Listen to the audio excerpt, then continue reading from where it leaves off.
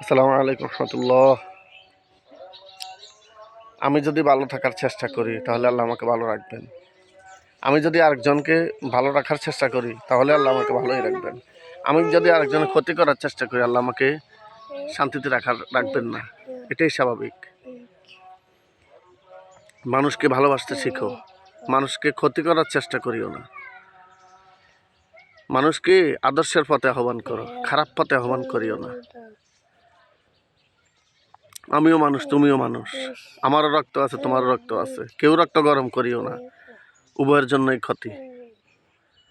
সবাই নামাজ পড়ো, প্রত্যেকটা প্রতিষ্ঠানে নামাজ বাধ্যতামূলক করুন, তাহলে অচিরেই খারাপ দূর হয়ে যাবে। সন্ত্রাস, রাহাজানি সকল কিছুই বন্ধ হয়ে যাবে যদি নামাজ প্রতিষ্ঠা করতে পারি।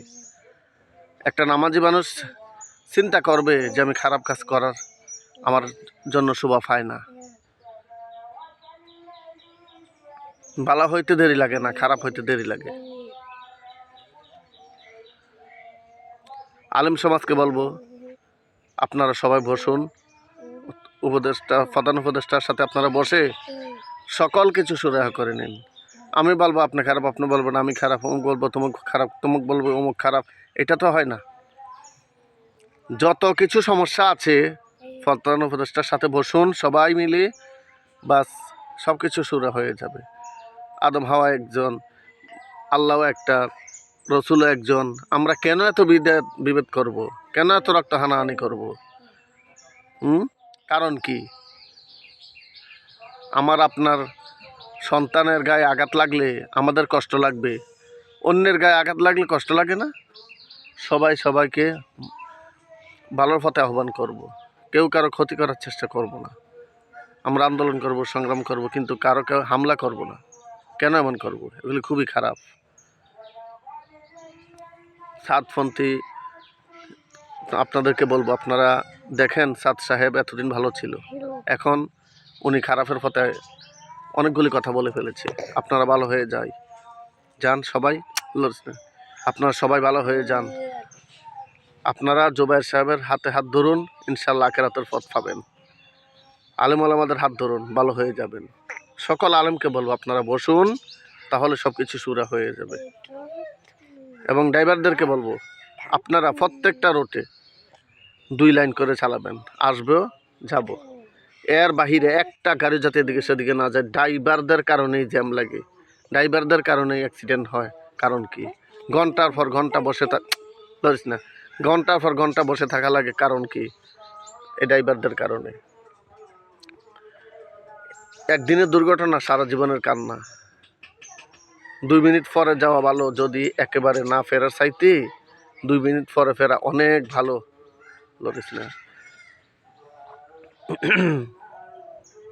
মাদেরকে বলবো, আপনাদের জিদেরকে, আপনাদের ছেলেদেরকে আপনারা যদি ভালোভাবে চালান তাহলে নায়নাত করেও ভালো শিখবে। আমি যদি খারাপ বলি আমার ছেলে মেয়েও খারাপ বলবে, এটাই স্বাভাবিক। সবাই সবাইকে ভালো পথে আহ্বান করব। একজন ঝগড়া লেগেছে, তাকে বোঝানোর চেষ্টা করব, আরও ঘাড়ো করার চেষ্টা করব না, তাহলে আমার ক্ষতি হবে। লাগিয়ে দিলে নিজের পিছনে লাগানো হয়, কিন্তু অন্যের ক্ষতি হয় বেশি না, নিজের ক্ষতি হয় বেশি। আল্লাহ পাক রব্বুল আলামিন আমাকে আপনাকে সঠিক পথে চলার তৌফিক দান করুক, রসুলের আদর্শ মোতাবেক চলার তৌফিক দান করুক। অন্য আমাকে খারাপ বলুক, আমি চলবো না, আমি ভালো পথেই চলবো। আমি খারাপ পথে চলার চেষ্টা করব না। আমি যদি ভালো পথে না যাই আল্লাহ আমাকে ভালো পথে পরিচালিত করবে না। হ্যাঁ দিবেন, আমি নামাজ না পড়লে, আমি ভালো ইবাদত না করলে আল্লাহ আমাকে দ্বন্দ্ব দিবেন, কিন্তু ফেরেশানিও লাগিয়ে দিবেন। মনে রাখবেন, প্রত্যেকটা প্রতিষ্ঠানে নামাজ বাধ্যতামূলক করুন, ইনশাল্লাহ ভালো হবে, সবার জন্য মঙ্গল হবে। এবং অনেকে ভিডিও করছি, টিকটক করছি, ফেসবুকে, ইউটিউবে, টিকটকে অনেক বিশ্রী। কারণ কি?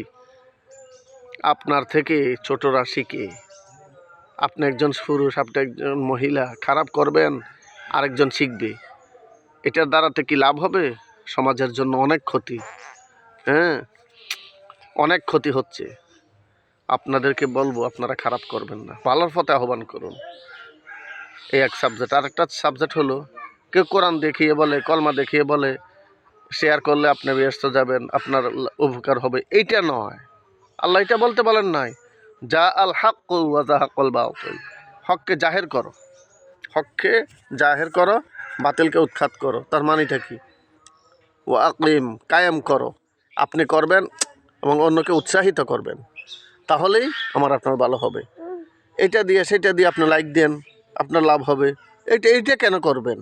আপনি মাসলা মাসাইল বলুন, কোরআনের ফতে আহ্বান করুন, নামাজ ফতে আহ্বান করুন, কোরআন আপনাকে এটা বলেন না, কোরআন আপনাকে ওইটা বলেছে, এইভাবে ভালো ভালোভাবে কথা বলুন, নামাজের ফতে আহ্বান করুন, আপনাকে লাইক নিজেরাই দিবে ইনশাআল্লাহ। আপনার লাইক খুঁজতে হবে না।